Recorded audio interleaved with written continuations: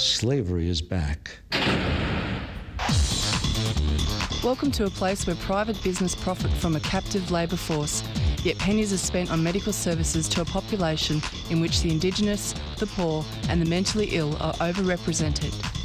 Where isolation, humiliation and degradation are facts of life. Welcome to prison. It depends who's telling the story, I suppose. The prisoners would have one view, the people who work in the prison system would have another, and I think it's up to people to decide where the truth is. Give government propaganda and the media spin doctors the flick.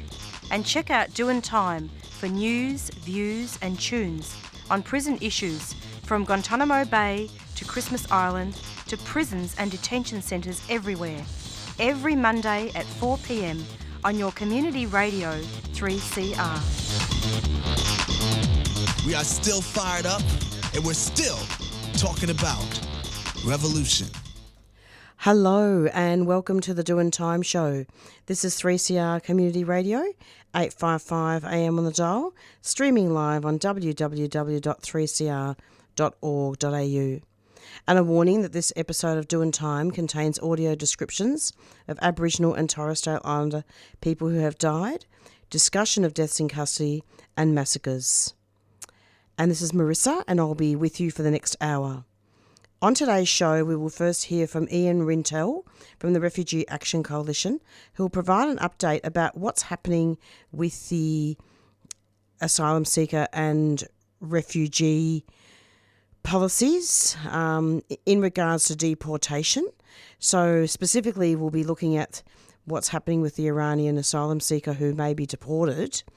And I usually invite Ian on really to give us regular updates about what's been happening with refugees and asylum seekers. We'll also talk about the background to the war in Iran and speak also about a latest media release where there have been some shocking arrests in Queensland for using the pro-Palestine slogan, from the river to the sea. Hello, Ian. Welcome to the program. Yeah, hi, Marissa. Hi. Now, do you want to just start off, and talk a little bit about what's been happening? Yeah, well, I thought I could start with the issue about the Iranian soccer team, actually, because I think it exposes the hypocrisy of the Australian government rather drastically. Indeed. People will be aware of the general story and the fact that some people have, some of the soccer players themselves have, changed their mind, subsequently, and, for better or worse, going back to Iran. But I think behind all the very, positive media that Tony Burke and the Labor Party tried to claim for themselves and their generous attitude to the soccer players, and of course, we support the idea that the soccer players should have been able to claim, asylum, as easily as they turned out to. But the reality is that almost immediately after the very stage-managed photographs of Tony Burke with Iranian asylum seekers, the government itself introduced legislation that prevents other people coming from Iran, or rather, I should say, allows the government to prevent other people coming from Iran to claim, asylum. So it's just astonishing hypocrisy, on the one hand, to try to claim this, praised, international praise for their attitude to the soccer players. But at the same time, really just slam the door in the face of the prospect that anyone else might be able to come from, Iran, and despite the fact that might be in similar circumstances to claim, asylum in Australia. So it was pretty astounding, I think, for anyone who, is paying closer attention to what the Australian government attitudes fundamentally are to, asylum, and that is they keep the door as tightly closed as they possibly can, including places where they are directly involved in creating, refugees, as they are at the moment, supporting the bombing in Iran. Yeah, look, it really is quite draconian at the moment, isn't it, Ian? Yeah, look, it is pretty astounding, actually, and, like we've raised the other issues. So there are 82 Iranians that are still in closed detention in Australia. the Iranian refugees in PNG, that still haven't been able to go to Canada, the US, New Zealand, let alone Australia. There are Iranians who are in the community who are still on bridging visas, waiting to get permanent visas. Just before the bombing started, the government tried to send someone back to Iran. The guy's presently in Villawood Detention Centre, but they tried to cancel his visa and send him back to Iran. Like, the contradictions in the government's position is really quite astounding. So we say yes to the soccer players, but it should be yes to all the people from Iran who need protection in Australia. Absolutely. I know this is something you don't need to answer if you don't wish to, but I'm wondering, in terms of what happened with the asylum, with the person, with what happened at Bondi. Yes. Is he being deported? No, I don't think there'll be any. They'll want to go through the whole, trial. Yeah, because he failed the character test, evidently. Of course he would. Absolutely, yes. Yeah. No, they'll want to go through with the trial. They will jail him, but certainly, I don't know exactly what visa he's on, but he would certainly fail the character test. He's more likely to find himself on Nauru. Oh, right. The one that helped people on Bondi Beach. Oh, not the one who helped. No, I don't know about his situation at all. Most of the one who. That's helped. Okay. We'll talk about that off air. It is. Yeah. That's why I was saying you may not have been in a position to answer that question. I don't know about that one. Very brief. We'll talk about it later, but but it's very interesting. But getting back to what's happening, Ian. So yes to the soccer players. Okay, there's nothing wrong with that. But really looking at, there just seems to be some policies which is a severe violation of human rights. Yeah, look, and that's really what underpins the Australian government's position. The fact is, like the Billa family, who was, one of the, when Labor was elected in 2022, the big publicity, flowers delivered to the Billa family, a permanent visa for the Billa family, but the thousands of others who were on bridging visas in exactly the same circumstances, got nothing until, late last year. And I think we're seeing a similar thing, flowers and publicity photos with the Iranian soccer players, but the reality, in terms of Australian government policy, is that the door is very, firmly shut. Look, I just happen to know that, there's another mother of an Iranian who was just having a baby. A mother was had a visa to come in to assist her with the birth and looking after the kids in the first few months after the birth. That visa was cancelled on arrival, and she was returned to Iran just before the bombing, about a week or so before the bombing. And that really exemplifies the reality of the Australian government's attitude to people who are coming from places like Iran or Iraq. If you're coming from Afghanistan or Indonesia or Myanmar, you can forget about it. I mean, you're not even going to get a visa in the first place. But the policy is based on excluding people, and the legislation that was introduced after the soccer players were given asylum just is the icing on the cake. That to have such sweeping legislation that allows the government to cancel the visas of anyone who maybe, or even if they're already granted, be able to come to Australia if the circumstances in that country changes and it means they're likely to claim asylum. I mean, the reality is you can look at every sporting event that's really happened since 1956 when the Hungarians got asylum, after the Russia invaded Hungary in 1956. The Olympics were in Melbourne. Some of the Hungarians got, protection visas, got asylum in Australia. Then every sporting event since then has meant, whether it's Iranians, whether it's been, Sudanese or people from other, countries, where there's political persecution, have been able to claim asylum in Australia. The government now has given themselves the capacity, to cancel the visas of anyone who they vaguely suspect might be able to or might be inclined to, claim asylum when they come to Australia. And I really think it's that kind of hypocrisy which needs to be exposed. We've seen lots of photos of Tony Burke with soccer players. How about we see a lot more media coverage of the legislation, which is going to mean that the door is closed to any future soccer players. That's why I invited you onto the show, because, you know, advocates such as yourself who are, you know, on the ground talk about things that are simply not looked at in the mainstream media. No, quite so.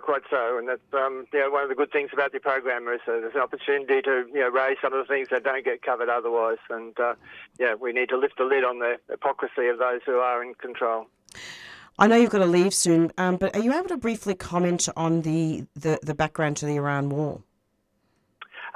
Well, yes, a little bit, I guess. I mean, it's pretty clear, I think, that it's obviously, it's an extension of the way in which the US has deported Israel in terms of the genocide in Gaza, the bombing of Lebanon, then the bombing of Syria, the bombing of Iran, which the US collaborated with, and now I think you're seeing a twin example. So I think the US sees the opportunity of actually being able to eradicate in their mind someone that they see as an economic and political competitor in the Middle East. They've been desperately, the US that is, has been desperately trying to create the Abraham Accords with with Jordan, Saudi Arabia, Egypt, the UAE, all the Gulf states to try and get an agreement between the US, Israel, and the Arab states in the region, and that's the only way I think you can understand what the US is doing in Iran. They want a compliant regime, in Iran, in the same way they tried to enforce a compliant regime in Venezuela, and now are certainly looking at similarly trying to create a compliant regime, in Cuba. But the price that's being paid in Gaza, absolutely horrific. What are we up to now? 1,700, 1,800 dead in Iran. Proportionately, they're even more being, massacred by Israel, in Lebanon. But I think we're looking at a piece of, the US imperialism really trying to establish itself as the major player, to establish Israel as its, a loyal ally, in the Middle East, whether it's the people in Iran, of Lebanon and Gaza have already paid such a horrific price. We're likely to see, with the world economy, actually made even more drastic consequences for people in the rest of the world. And the fact that Australia has given political support for it, Albanese, I think, just a few weeks after he welcomed Herzog into Australia, has now was one of the first cabs off the rank actually supporting. Trump's bombing, and now sending troops and some big surveillance plane to the UAE. So it's really, I think, a disgraceful situation that we've got Australia under a Labor government heavily implicated, totally implicated, complicit with the genocide, and now with the bombing of Iran and Lebanon. Yeah, this could have been handled a lot more diplomatically. Yeah, well, totally. They could have started with Albanese, not supporting the bombing and being very, very clear that Australia wouldn't cooperate in that bombing, and the fact they continue to deny the connections, even though it's very well known and becoming increasingly better known that that Pine Gap is routinely providing intelligence for the US and Israel for the genocide and bombing in Gaza and Iran. We have about a minute left before we need to finish this, but are you able to quickly advertise the rally organised by Stop the War on Palestine? Yes, well, I just heard you've got a bit of a segment later about the arrests in Queensland over the banning of globalised intifada and from the river to the sea in Queensland. The Minns government is attempting to do the same thing in New South Wales, and Stop the War on Palestine has got a rally 6 o'clock outside the New South Wales Parliament tomorrow, Tuesday the 17th. 6 o'clock outside the New South Wales Parliament, saying, no ban on political slogans. We need to globalise the intifada. We need to support the slogan. More importantly, I think we've actually got to extend the struggle. We need an intifada in Australia. We need an intifada in the West. Ian, thank you so much for coming onto the program. Lovely to have you. We'll talk soon. Okay, thanks very much, Marissa. Thanks a lot. Bye Take for now. care. And that was Ian Rintoul from the Refugee Action Coalition, speaking to him about a number of things, namely about refugees and asylum seekers being given fair passage and looking at violations of human rights. And just wanted to say also that presently we will be joined by Uncle Kelvin Brown, who is on the Myall Creek Committee, speaking and having a yarn with us about what's been going on with campaigns, in particular looking at not only Myall Creek but also looking at Palestine in solidarity with First Nations movements. Melbourne, we are stronger together. Join with unionists, people of faith, young people and refugees to affirm the strength of our diverse communities. We all need to feel a sense of belonging and be assured of justice and fair treatment. Come along to Stronger Together, Palm Sunday, 29th of March. Gather on Prince's Bridge at 1 p.m. with banners and placards, then walk to Birrarungmar Lower Terrace. There'll be speakers and music from 2 p.m. We walk to embrace and celebrate our differences, say no to all cruelty and injustice, and stand up for freedom and peace. See you on the bridge. Stronger Together, Palm Sunday the 29th of March from 1 p.m. Search for Stronger Together on Facebook for more information. Refugee Advocacy Network is a 3CR supporter. You're listening to 3CR Community Radio, Doing Time Show, 855 AM on the dial. And joining us, I'm delighted to welcome Uncle Kelvin Brown, and we'll be yarning with him very soon. Hello, Uncle. Yeah, Yama Gamba Linda, how are you, sis? I'm okay. We have to stay positive, isn't it, Uncle? That's right, my darling, yes. Yeah. So, first of all, can you just tell us what land you're from? Right, I'm Gamilaroi country, which are up here. It's either Gamilaroi, Yellorai, Yallalai, and all of that sort of stuff. But I normally just go with Gamilaroi, which is the language structure that I've been taught and been exposed to most of my life. And so I go with Gamilaroi. Now, that's just above Wiradjuri, and just, it's more towards northwest New South Wales. Beautiful. Oh, it's always good, isn't it, to have, Aboriginal people look at the land and talk about, where they're from. That's so important, isn't it? Oh, well, it's part of our being. It's part of our presence. It's part of our spirit. Of course, we're going to do that sort of thing. And a lot of people sort of think about the way that we look at land and say, if you're not an Aboriginal, we don't understand your relationship and belonging to the land. And I said, well, if you can imagine that a farmer and his people, his family have been on a bit of land for, say, 100 years or more, and then all of a sudden they lose it, and they feel heartbroken by it. Well, that's how we felt when we lost our land many years ago under the colonisation of the nation. But the thing is, once they see that happen to them, then they have more of an understanding of what's happened to us. But they just don't understand it, per se, straight up to say, we don't understand what you mean by belonging to land, or just, acknowledging that you are not so much an owner of a land, you are a custodian of it. Exactly. So, Uncle, you and I were having a really interesting conversation off air today about Palestine and First Nations communities. And I know you wanted to talk about Mabo and Palestine. Can you talk about that? Well, it's not so much Mabo. It's more about the movement in regards to native title and the processes involved. Perfect.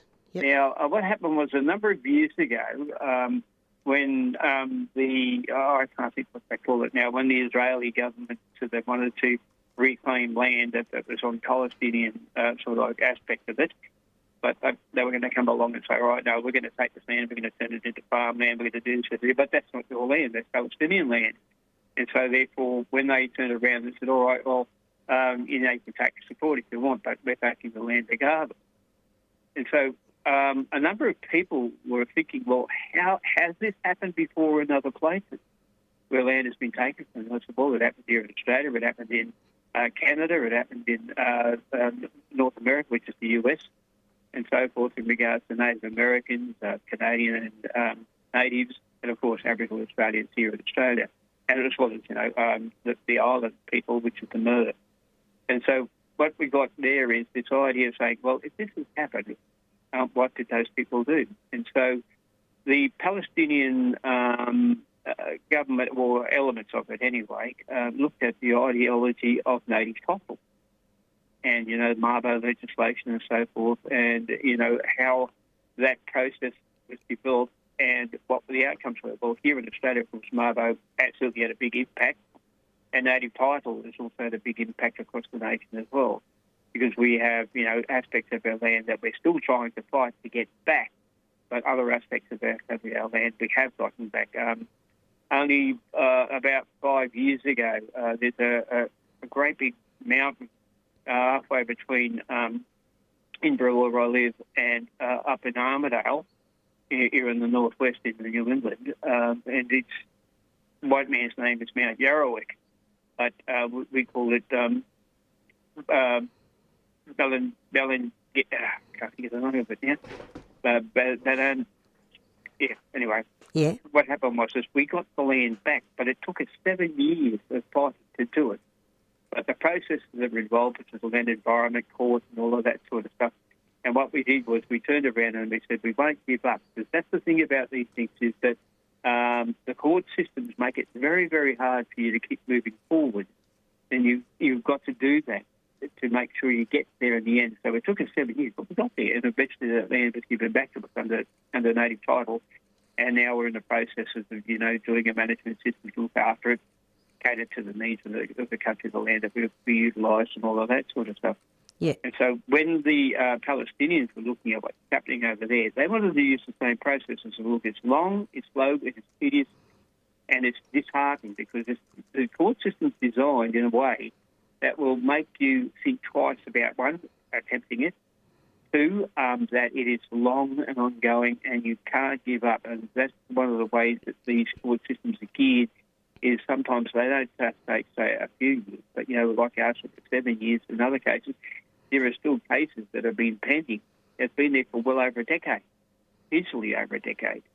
And so displaced people's land is a big way of looking at things in regards to acquisition of land, to reclaim it back into a First Nations sort of like relationship and their custodianship of it. Because I don't like to use the word own, because we don't own any land at all. We are custodians of it. But the Palestinians looked at this, and my understanding is that they would like to go down that path of land reclamation under an auspice that would be very similar, if not the same, as native title or Mabo. Wow. I mean, that would be amazing if that could happen. Mm. But there's so much imperialism, though. Yeah, but there's also a sense of entitlement that when people take something from you, if they hold it for long enough, they feel entitled to keep it. Yeah. And that's basically what happens with a lot of First Nations people, that they get put into a place where it has been taken from them so long that, well, even though they feel that they've still got engagement with the land, they can't really get anywhere with it because of the fact that this other entity has come along and said, no, we own that now, sorry, you can just leave, we'll take care of all of this. I said, but that's our land. Why would you want to take our land off us? And so it's rather a sad statement that some people just take so long and it's so tedious that people just give up. And I think the court system has been geared that way. Yeah. So you've been thinking about this a lot in terms of yourself as well? Well, when we got our land back, like Mount Yarrawick and all of that sort of stuff, like I said, we put the first processes and we had to speak to people within community to say, all right, listen, mob, if we're going to do this, we're going to do it like a class action. Everyone should sign up. It can't be just individuals that will come along and just ad hoc. We need as many people as possible to come along and put their name to this, to be signatories. And so I remember this going back easily 10 years ago. My two lovely beautiful sisters who have since passed on, we all turned up over at one of these registration days to say, yes, we want to see about getting our land back, which is Mount Yarrawick. And then what happened was that first processes sort of like put into place. All that information was taken by the registrar and then formalised. But they said, no, we need to go and do more. And so they started to expand the base of saying who is involved and what's your relationship to the land, what's your storylines, what's your song lines, so forth, and relationships. And then we did another sign-on, which expanded that original base of application. And then it grew to a point to say, right, now we've got the numbers. Now we can really go forward. But the moment you put in those claims to say that you want this land back, that's just the opening part. Then you've got to go back and forth again. Their side of the argument's got to be listened to, our side of the argument's got to be listened to. That's going to happen quite a number of times. And then you have to have formalisation of it by way of saying, all right, if this land was given back to you, what would you do with it? How would you manage it? What is the trust of it? And you've got to formalise that as well, because this is part of a white man's speak. But having said that, it is understandable too that if you're going to get something back, you've got to be utilised in a way that's going to be useful for all of our mob, not just some of our mob. And that's one thing that I've always said to our people, which is, if we're going to do this, it's got to be for everyone. There can't be family groups, there can't be fan groups or anything else like that. It's got to be all of us that are part of that song line of where that land has been acquisition from that you're trying to reclaim. Yeah, it's really good, Uncle Kelvin, that you've been able to talk about it, because a lot of the time it's too painful, isn't it, for First Nations people to talk about this stuff. Yeah, well, see, the thing is, as I just iterated, that original sign-up day that we had here in Inverell, it was me and my two sisters. Now it's just me. My two sisters have since passed on. But they both had the ideology to say, yes, we've got to do this. It's the right thing to do. It's an equal thing to do. But everyone knew it was going to be hard and all of that sort of stuff. Now, sadly, one of my sisters passed away before we got that land back, okay, and the other one was still alive when we got the land back, but she only managed to go and visit it once. And then sadly, she's moved on. But me, I'm still there. I'm still part of it. I'm going to seek to be put on the management committee that looks after that land acquisition that's been returned to us. But that's what we call it. We call it return. And we like to make sure that it's there and utilised by our mob, our community, not just individual people, not family groups or anything else, not clans, tribal people, definitely. But remember that there are different tribes in some of these places. This Mount Drury, it was, like Gamilaroi, but it's also Darkin young people and so forth. They also a claim, and then the Anawan people and so forth. And we had to collectively make sure all of these people were able to say, well, can we have our say in this? And I said, of course you can. We're not going to stop you from doing it. But remember, you've got to be there for all of us, not just for some of us. Was it a court battle, Uncle? It was. It took a long, long time. Yeah, well, you go through land and environment court and so forth, and then it's back and forth for years and years and years. And, of course, every time that you go through, if an argument's put up on either side, it's got to be explored. That argument's got to be explored. And then you've got to have a return back on that, and other people seek information to support that argument. Once that's done, then you come back and you say, now the outcomes of that is this. Now we can move forward to the next stage and so forth. And it's all staged out until you get finally to a point where they say, yes, we're going to give you back the land, or no, we're not. And they give clear evidence of why that is going to be one way or the other. In our case, if it's successful, we got it back. And it was one of the largest pieces of land acquisition up in the north for many, many years. And what does it look like now? What can you do moving forward now?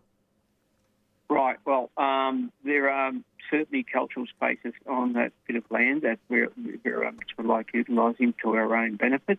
But what we've done also is to say there are certain parts of it that can't be utilised because it's been there for specific cultural purposes in this business or men's business or other cultural businesses. Where other places that we can open it to the public can go through there and learn about the place and have an understanding of the belonging of the people that have relations with land, the song lines and so forth. There's 3 trails on that mountain There's the short one, the medium one, and the long one. And if you go the long one, you're up there for about 2 to 3 hours before you get the chance to come back. But if you want to go the short one, yeah, you could go up there and back in about 45 minutes. But it is a large piece of land that we got back. It's probably around about 25 kilometres square. They're parcel of land. So this is in New South Wales, so-called. Yeah. Wow, that's beautiful. I'm so glad that happened, Uncle Kelvin. That's awesome. Now, what about Myall Creek? Let's talk about that. I mean, I'll be doing a special broadcast on that in June, and in case listeners have just tuned in, what is that memorial? What's the significance of that memorial? Okay, now there have been thousands upon thousands of incidents of massacres of Aboriginal people throughout the nation. Okay, Gondwana land, as far as I'm concerned, that's what I like to call it. When it comes to these sort of conversations, I don't like to call it Australia, right? I like to say Gondwana land. But these massacres or killings of Aboriginal people were by and large gone, some cases unnoticed because people just disappeared. In other cases, yes, there's clear evidence that people have been killed, they've exploded. In other cases where people have been poisoned, either by way of flour or by the way of sugar or by the way of something in their drink or tea or maybe a bit of wine or something like that, you name it. There have been many, many instances. But when it comes to justice for massacres in Australia, there was only once in the entire history, the shared history of Gondwana land, Australia, and that is the Myall Creek Massacre. Now, it had a combined death issue of about 28 people. That's men, women, children, including babies. Now, that's 28. When the incident occurred on the 10th of June, 1838, people knew about it and said, all right, well, we're talking about non-Aboriginal people here. I said, well, what are we going to do about it? This is horrible. This is incredible misjustice. And so these white people turned around and said, we want to do something. And so they got news back down to the new governor at the time, which was Governor Dips. And he turned around and he said, well, this is horrible. He said, no. He said, so he said to one of his police magistrates, a chap by the name of Edward Denny Day, and he says, I want you to go up to the northwest, up to this place called Myall Creek. I want you to investigate this massacre and then, make any arrests you can, collect evidence and so forth. And if we do have people that we arrest them, we'll put them through trial. And that happened. 11 of the people that committed that atrocity back in 1838 were actually arrested. The other one got away, and sadly it was never ever brought to justice, but the other 11 were. In the first court case, it was sort of like 11 people responsible for the death of 28. And after due time of going through the court process of, like the defendants, they stay and say, no, we didn't do it. The prosecution said, yes, you did. And the reasons why and all of that sort of stuff. In that first instance, the magistrate turned around and said, okay, how does the jury find in this regard? And the response to that was, we find that in this case that the defendants are not guilty as charged, that they are responsible for the death of 28. And so they got away with it. Yeah. But they were basically rearrested, and because the magistrate from that first trial said, this doesn't sit well with me, I want to do a bit more. So we spoke to the Attorney General of the day, which was John Plunkett, and he says, how would you move forward if you wanted to do something else? And so John Plunkett thought about it. He said, all right, I want to go to another trial. But this time I'm going to go to the death of one. But by 7 of the 11. Okay? He said, they said, well, why 7? Because I've got enough evidence here to charge these 7 clear as possible, more clear than the others that were caught up in that arrest process. And what they turned around then and said, all right, okay, so we're doing 7 people responsible for the death of one. It's the one.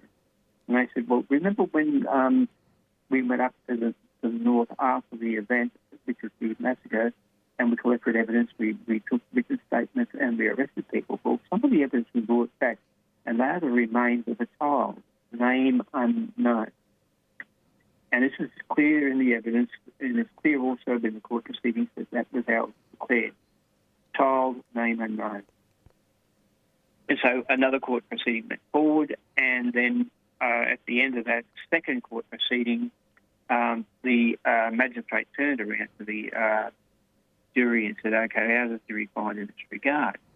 And the jury turned around and said, well, the jury foreman stood up and he said, in this regard, we find that these 7 men are not, once again, there's that word, not guilty as charged. And, we've got away with it twice. But about 5 to 10 seconds after the jury foreman stood up and said that they were not guilty, one of the jury people stood up and said, hang on, that's not correct. We, the jury, didn't say that they were not guilty. They were. Of course, the magistrate turned around to the jury foreman and said, well, hang on, explain yourself. Are these people guilty or not? And the jury foreman said, I apologise to the court. I misspoke, which is not a fancy way of saying he told a lie, told a fib. He said, yes, we have found that in this case that the 7 men are guilty of the death of one. So the magistrate had a few more words that he had to say to the jury foreman. He dismissed the jury and he turned to the defendant and said, all right, you've gone through a judicial process. We are now going to declare that you are guilty, and therefore I will not wait around and wait for a period of time before passing sentence. I'm going to pass sentence right now, which is that all of you will be taken from here to Hyde Park Barracks. You'll be detained in such time as some gallows can be made, and at the end of that you will be summarily executed. You shall be hung by the neck until you are dead. And that's what happened to those 7. Now, the other members that were part of that defence, they didn't get away scot-free. They were still incarcerated. They weren't let go, but they weren't executed. The other one that did get away went up into Queensland and was up there for something, from what we understand, by family records. He was up there for about 30 years, and who knows what sort of damage he did up there. We had no idea. But he came back. Yeah. And then he actually died a very comfortable life. Never ever charged with any sort of judicial process at all. So some people were acquitted, but most of them. So it's good that you're talking about the trial, in detail, because that massacre was pretty horrible, and they continued, for quite a long time. Yes. Yes, right up into the 1930s. 1930s, exactly. And it's really fantastic that there's an annual memorial on the site of the massacre in Myall Creek, and we'll talk about that more when the time comes. But that's in June, isn't it? Yes, the June long weekend. Uncle, it's so lovely to have you. I know you need to be somewhere, but thank you so much for coming onto the show today. It's always good to have a yarn. It's always good to have a yarn with you, my sister. No problems at all. Anyway, you mob out there, take care. Yama Gamba Dinda, Yalu, and take care, and we'll talk somewhere down the track. Beautiful. Thanks, Uncle. Okay. Bye-bye. Take care. And that was Uncle Kelvin Brown, who's just awesome. And he has done some amazing work on the Myall Creek Committee and is very committed to education as well in schools. And he talked quite a lot about the Myall Creek Massacre and also native title and some of the wins that have happened in so-called white man's law. But no, it is good that there has been something positive as well.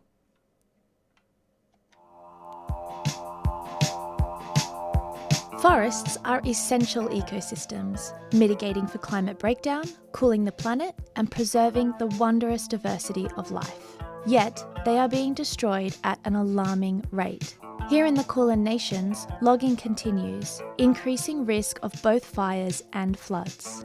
The Bob Brown Foundation is calling a National Day of Action, the March and March for Forests. In Naarm, join us on Sunday the 22nd of March at 11 a.m. in Parliament Gardens to demand the protection for native forests. Go to marchforforests.org for all the details, including how to volunteer. March for Forests, Sunday the 22nd of March at 11 a.m. A 3CR supporter.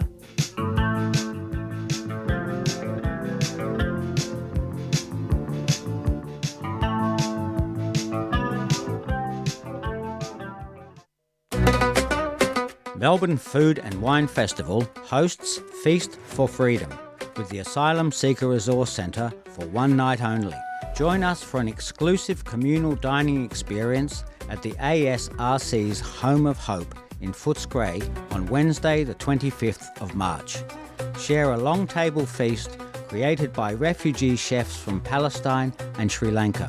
Celebrate incredible food and help raise vital funds for people seeking asylum. Tickets are limited. Book now at feastforfreedom.org.au/MFWF. Feast for Freedom is an initiative of the Asylum Seeker Resource Centre, a 3CR supporter. What if one meal could change someone's life? Host a Feast for Freedom this autumn at your home, workplace, or in your community, and cook delicious recipes shared by our hero cooks from Palestine and Sri Lanka. Bring people together over food and raise vital funds to support people seeking asylum. Register now and host your feast by the 30th of April at feastforfreedom.org.au.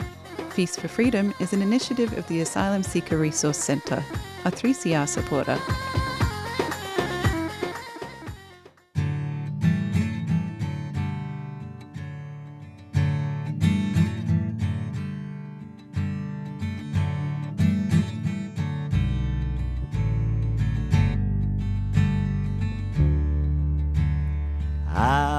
Down to the river, I sat down on the bank. I tried to think but I couldn't, so I jumped in and sank.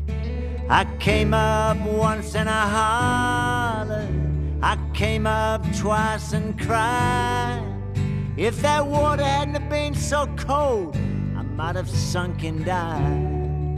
But it was cold in that water, it was cold. It was cold in that water, so cold.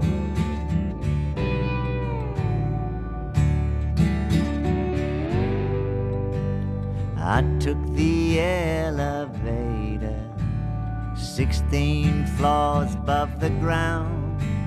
I thought about my baby and thought I would jump down. I stood there and I hollered, I stood there and I cried.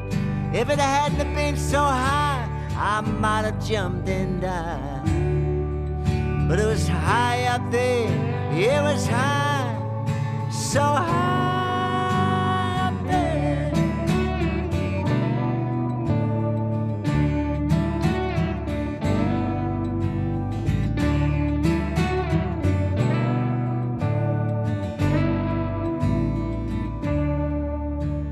So since I'm still here living, I guess I will live on. I could have died for love, but for living I was born. Though you may hear me holler, though you may see me cry, I'll be darling sweet baby if you're gonna see me die. Life is fine, fine as wine, life is fine.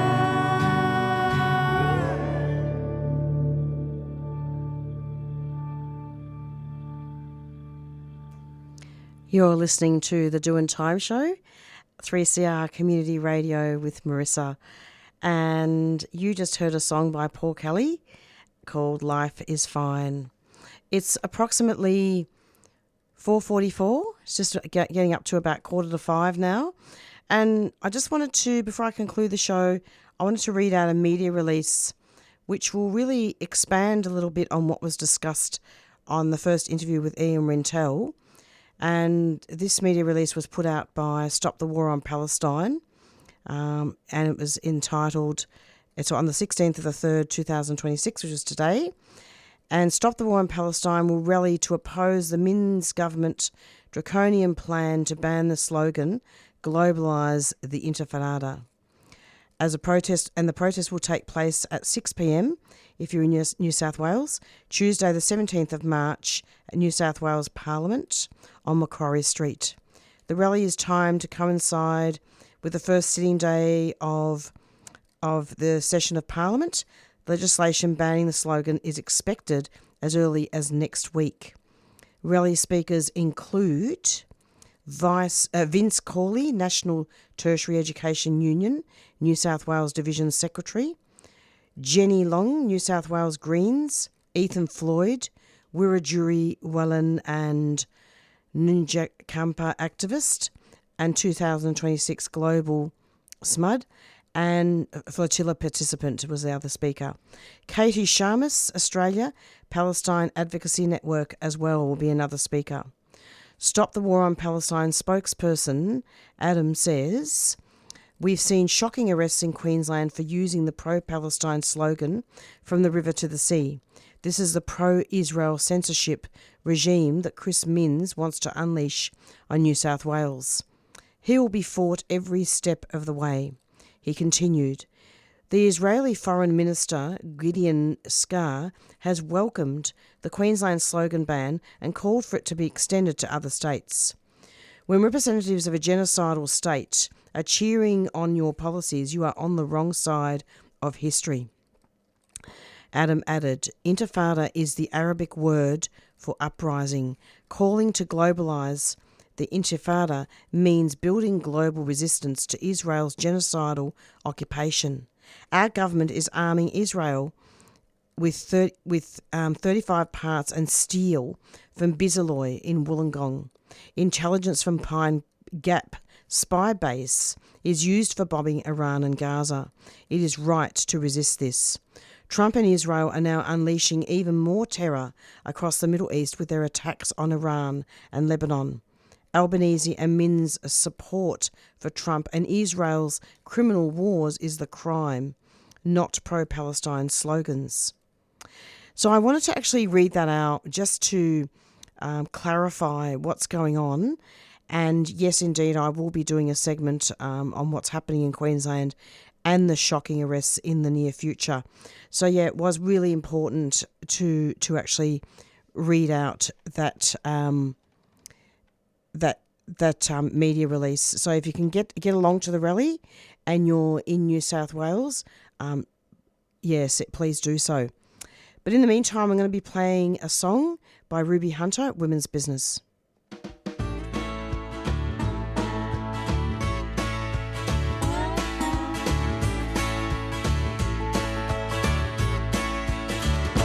Woman business in the home, work my fingers to the bone.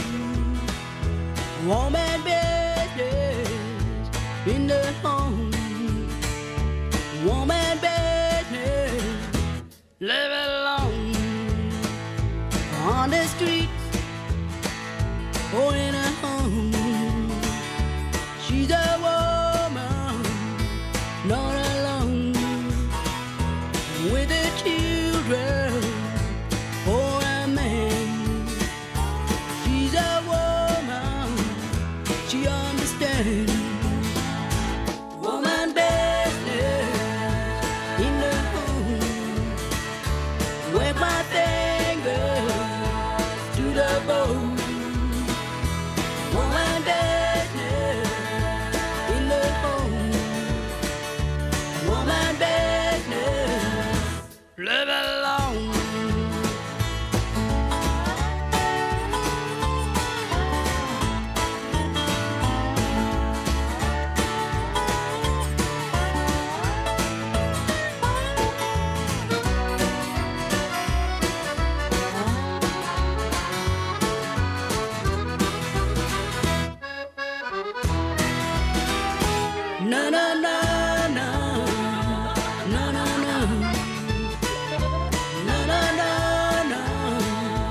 No, no, no. No, no, no, no. No, no, no. Woman business. Live alone. In an office or in a car. The problems they are very far. Do it elsewhere. Fashionable thing. She's a woman. She knows her thing. Woman business in her home. Work my finger to the bone. Woman business in the home. Woman business. Live alone. Woman business. Live alone. Woman business. Live alone.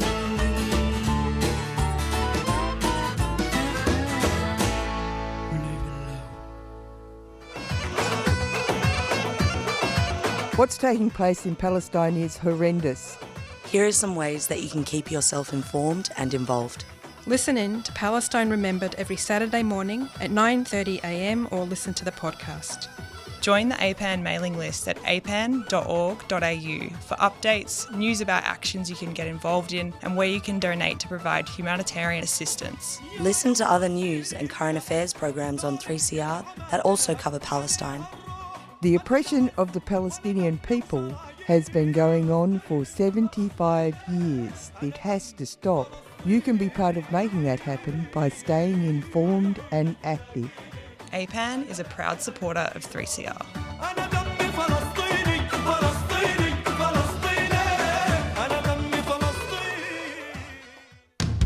The state Labor government has begun works on demolishing Melbourne's 44 public housing towers to be replaced with private housing. Already hundreds of residents have been displaced, often into unsuitable homes under duress.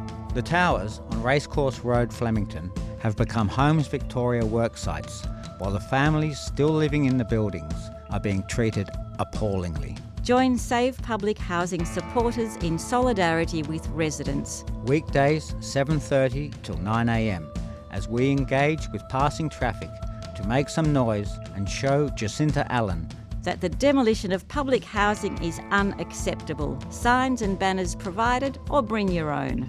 There's power in numbers, so see you at 120 Racecourse Road, Flemington, 7:30 till 9am. Save Public Housing is a 3CR supporter. You're listening to 3CR Community Radio, Doing Time show, 855 AM on the dial, and it also streams live, www.3cr.org.au.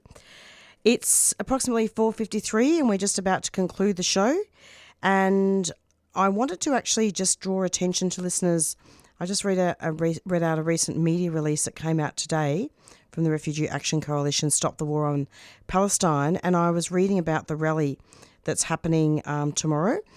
And I just wanted to read out some of the endorsements from that rally, some organisations that have endorsed it. So Palestine Justice Movement, Jews Against the Occupation, National Tertiary Education Union, New South Wales Division, New South Wales Young Greens, Sydney Uni, SRC, NTEU for Palestine, Students Against War, Teachers and School Staff for Palestine, Northern Beaches for Palestine, Central Coast for Palestine, Mountains for Palestine, Families for Palestine, Readers and Writers Against Genocide, Sydney Uni Autonomous, Collective Against Racism.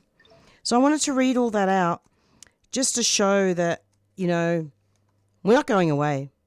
And, you know, there are lots of organisations that have endorsed. So thank you, Ian Rintoul, for coming onto the show. And also thank you to you, Uncle Kelvin Brown, for coming on for a yarn. And we're going to be going out now with our theme song, Black Fella, White Fella, by the Rumpy Band. A shout out to all marginalised communities. Shout out to also people in prison as well. And hit the streets. Bye.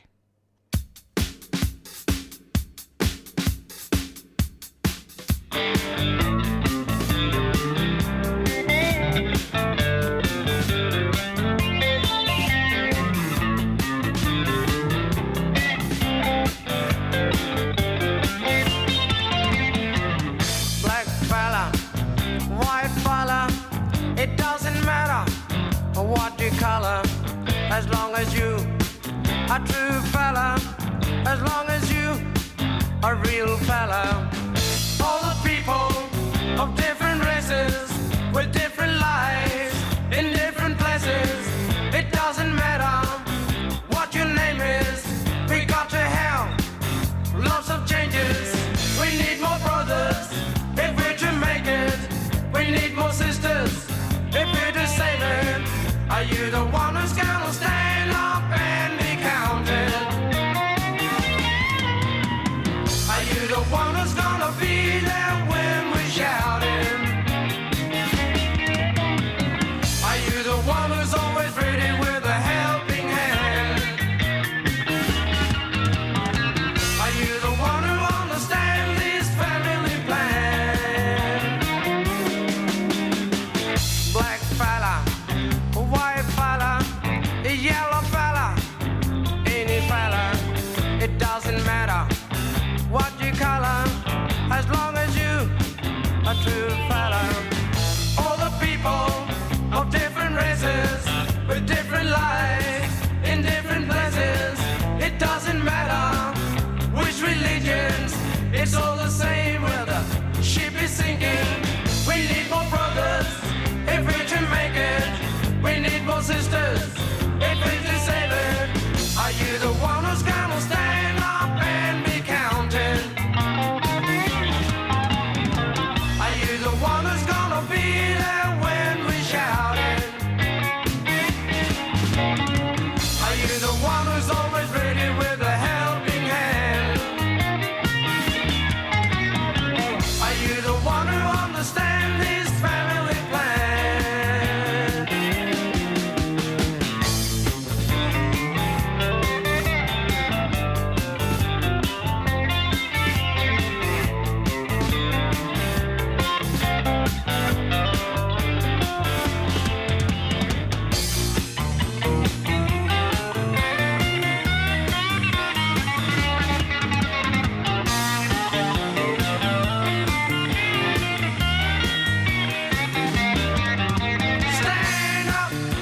Stand up and be counted. Stand up and be counted. Are you the one who's always ready with a helping hand?